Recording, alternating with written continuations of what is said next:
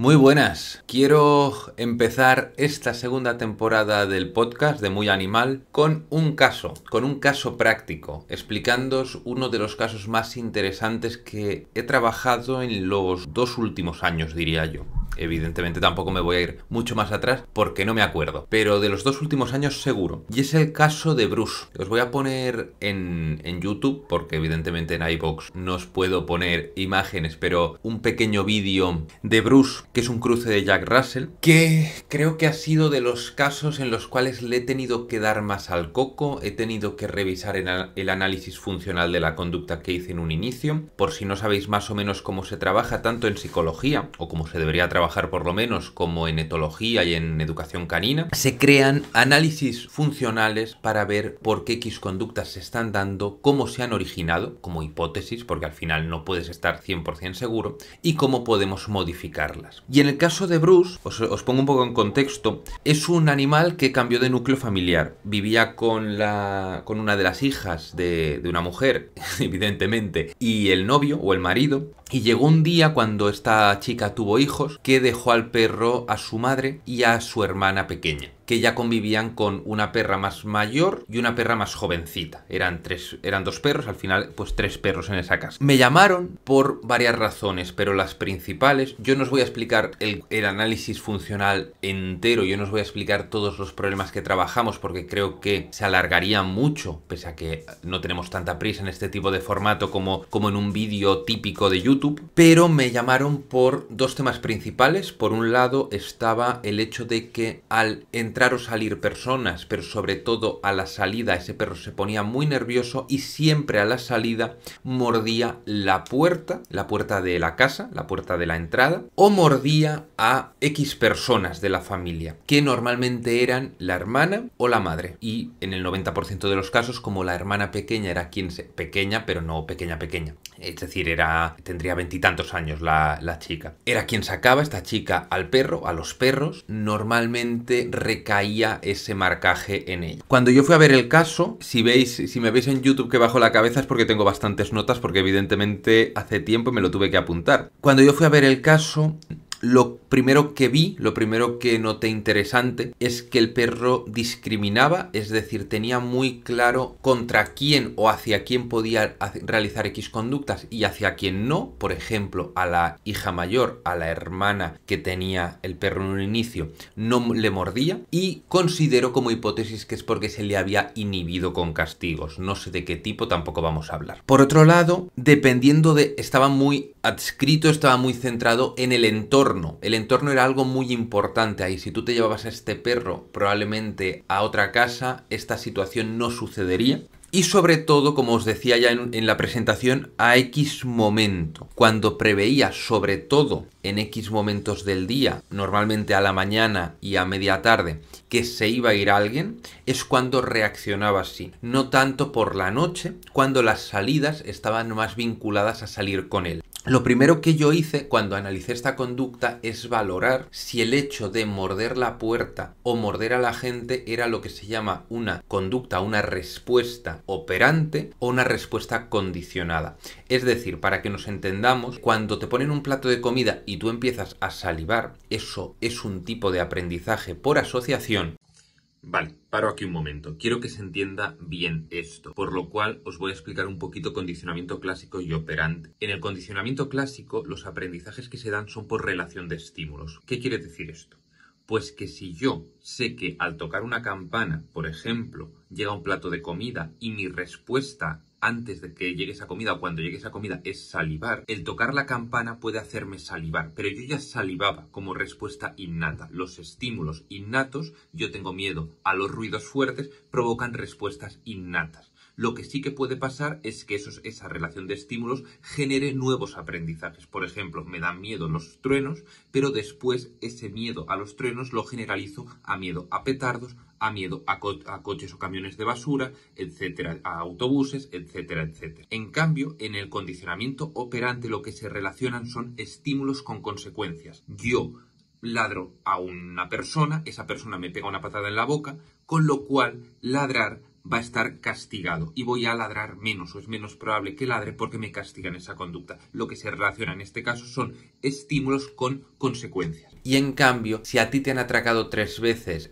personas afrodescendientes, personas negras para entendernos, y tú ves a una persona negra por la calle, hay más posibilidades de que crea que te va a atracar que una persona blanca, aunque no haya nada más allá de ese aprendizaje por consecuencias. A veces, cuando ha habido una persona negra, me han atracado. Cuando ha habido una persona blanca, nunca me han atracado. En cambio, si te empiezan a atracar blancos también, esta contingencia que se llama, esta relación, se rompe. O si no te hubiese atracado nadie. Que te pueden atracar personas de muchos tipos y no tienes por qué culpabilizar tampoco a todo un grupo. Pero bueno, esto es otro tema. Cuando yo hice el análisis sí que vi que había pues mucha frustración, había conductas muy asociadas a la ansiedad, al hecho de prever que algo iba a suceder, y también había una carencia importante de autocontrol en el perro. Y lo primero que planteé, pues, es valorar cómo se estaban haciendo esas salidas. Vi que las salidas ya de por sí suponían X manipulaciones, X formas de tocar al perro relativamente invasivas, negativas, y no se estaba escuchando al perro, y esto lo estuvimos trabajando en un inicio. Y planteé 6 sesiones de trabajo inicial, en las cuales empezamos, evidentemente, por positivizar, por acostumbrar al perro de forma positiva a un bozal, para conseguir 2 cosas. Primero, que en el medio plazo, cuando lo hubiésemos trabajado, dejase de morder la puerta, a la cual además habían puesto una malla metálica y se había llegado a reventar media boca el pobre animal. Evidentemente sin ninguna crítica hacia la familia, sino que la gente lo hace pues lo mejor que puede, no era quizá la mejor idea. Tampoco puedes dejar que se te coma la puerta entera. Evidentemente por eso se me llama a mí también. Por el otro lado, para una vez creadas X conductas alternativas, impedir la posibilidad de esta conducta que no nos interesa, que es morder una puerta o mordernos a nosotros. Sí es cierto que aquí se estaban dando varios tipos de conductas. Por un lado, lo que en mi lectura yo vi una conducta muy clara de si muerdo a las personas tardan más en irse o no se van. Muchas veces cuando hablamos de esto de forma tan taxativa tenemos que pensar en conductas intermitentes, es decir, a veces se van pero a veces consigo que se queden o a veces retraso el hecho que se vayan. Y por otro lado, teníamos el tema de me alivio un poco al morder la puerta ante una situación que me genera un pico de ansiedad brutal, ¿vale? Y en este sentido, para explicarlo yo a las familias, siempre les explico la persona que está con un pico de ansiedad muy grande y pega un puñetazo en la pared. Eso se refuerza de forma negativa. ¿Por qué? Porque estás consiguiendo un alivio momentáneo, aunque las consecuencias en el medio plazo sean negativas, como fumar, por ejemplo, o como beber. Por otro lado, mi intención aquí fue romper la contingencia que se llama, es decir, romper esa asociación entre hago X cosas y consigo que la gente no se vaya. Para ello creé conductas sencillas, como puede ser un sentado. Sí que es cierto que las manipulaciones y el manejo era bastante deficiente, entonces yo me centré mucho en mejorar un poquito esto, pero sobre todo en no poner grandes dificultades a la familia para que pudiesen trabajarlo y quisiesen trabajarlo. Y creé X conductas en las cuales exponía al perro a niveles muy bajitos de esa conducta, por ejemplo, acercarme a la puerta, por ejemplo, abrir la puerta, salir al rellano y volver, y poco a poco fui aumentando la tolerancia del perro ante esas conductas con una conducta alternativa, en la cual tú estás sentado, comes, te felicito, voy dando caricias, te voy dando premios, y en paralelo están sucediendo cosas que en otra situación hubiesen, técnicamente se llama elicitado, hubiesen generado esa conducta que no nos interesa, como puede ser pues ir a intentar morder los pies a la chica o ir a morder la puerta para aliviar un poco, descargar un poco esa frustración. A medida que se repite esto, se puede ir complicando la situación y en paralelo se puede dar previsibilidad, que es un punto que no tenía apuntado pero que también trabajé mucho. Es decir, yo empecé a hacer que la familia avisase al perro cuando se iban a pasear. En este caso no trabajé el hecho de otro tipo de salidas porque no vi necesarias salidas de entrenamiento una vez estuviese el bozal trabajado. ¿Qué quiere decir salidas de entrenamiento? Igual que podemos hacer salidas en las cuales avisamos al perro de oye, que nos vamos a pasear todos juntos, también podemos hacer salidas en las cuales explicamos al perro que se va a quedar solo. Pero eso, en este este sentido y con la cantidad de mochila que llevaba este perro,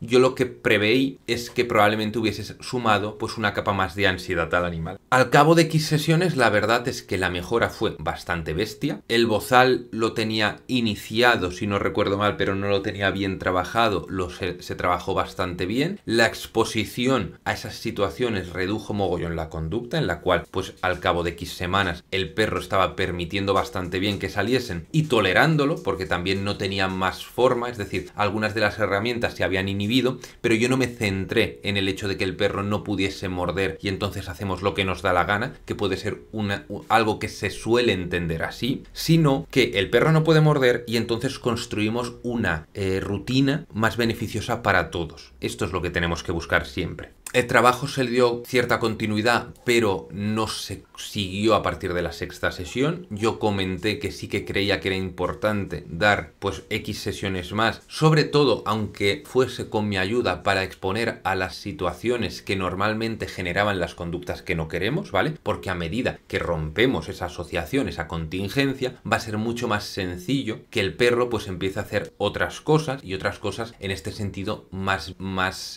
beneficiosas, más estables, más sanas para el mismo animal, ¿no? Incluso me planteé redirigir, una vez se bajasen los niveles, hacia juego o hacia X objetos de descarga, con los cuales sí que podrías enseñar al perro a me pongo nervioso, más que enseñar a aumentar la probabilidad de que eso sucediese, redirijo en estos objetos, descargo en estos objetos y no en una puerta. Y que creo que es mucho más funcional. Era una casa además donde había niños pequeños, etcétera, también. No os he contado pues que también había problemas de protección de recursos y que las manipulaciones eran muy malas, sí que lo he mencionado. Principalmente lo trabajé con contracondicionamiento esto y con cierta desensibilización sistemática, que yo muchas veces los uno. Es decir, si no sabéis lo que es el contracondicionamiento, es tú crees que una caricia va a ser negativa, pero te doy un premio y esa caricia empieza a relacionarse con premios, si los premios son algo bueno, pues se va a reforzar positivamente toda la situación. No es tan sencillo, tenemos que medir muy bien la intensidad, etcétera. Y una desensibilización sistemática es exponer a estímulos en los cuales no generamos una respuesta. Por poneros un ejemplo, si a alguien le molesta esto, empiezo haciendo... ahora tengo la manía de explicar cosas visualmente. Si a alguien molesta un sonido muy fuerte, ¿vale? Puedo empezar exponiendo un sonido mucho más flojo e ir subiendo la intensidad de ese sonido para que se vaya, en un caso de habituación, de acostumbrarse, habituándose, como puede ser una aspiradora, en un caso de desensibilización, rompiendo un poco esa asociación entre el sonido y la respuesta que da el animal. El animal o la persona o quien sea, quiero decir, esto se aplica a nosotros también perfectamente. Y creo que este es un ejemplo muy bueno de por qué necesitamos analizar funcionalmente conductas para conseguir resultados y poder explicar esos resultados. Una vez tú coges, como resumen un poco, este caso y ves que este perro reaccionaba porque no quería principalmente la pérdida de X refuerzo, de X estímulo reforzador, que se llama, es decir, de X persona que estaba en la casa con él, y voy a perder su atención y voy a perder la posibilidad de acceder a ella. También esto se vincula muchas veces y hay X razas que tienen más tendencia. Jack Russells tienen tendencia, los Teckels que yo he visto en general tienen mucha tendencia. Perros que no han estado las 8 primeras semanas de vida con la madre tienen bastante tendencia a ese hiperapego insano, ¿no? A esa protección de recurso, del recurso atención, del recurso persona. Schnauzers también lo he visto bastante. Y en este sentido, el perro también tenía como, a medida que había podido marcar y modular X comportamientos de la familia, como tenía un control un poco antinatural, ¿no? Como el típico Yorkshire que te lleva a las señoras así, porque cuando la señora le acariciaba, al final le empezó a marcar y ahora le deja muy claro cuando está incómodo, porque vamos, si no, no funciona. Que esto es una de las cosas también, si no, no funciona. Con lo cual empiezo a subir la intensidad. Me he enrollado mucho en este primer podcast, espero que os guste, espero que os sea interesante. Os voy a dejar también material relacionado y hemos empezado más fuerte de lo que yo me esperaba, entonces el siguiente va a ser más suavecito, pero creo que este es muy interesante para entender formas de trabajo. Nos vemos en el siguiente, hasta luego, gracias.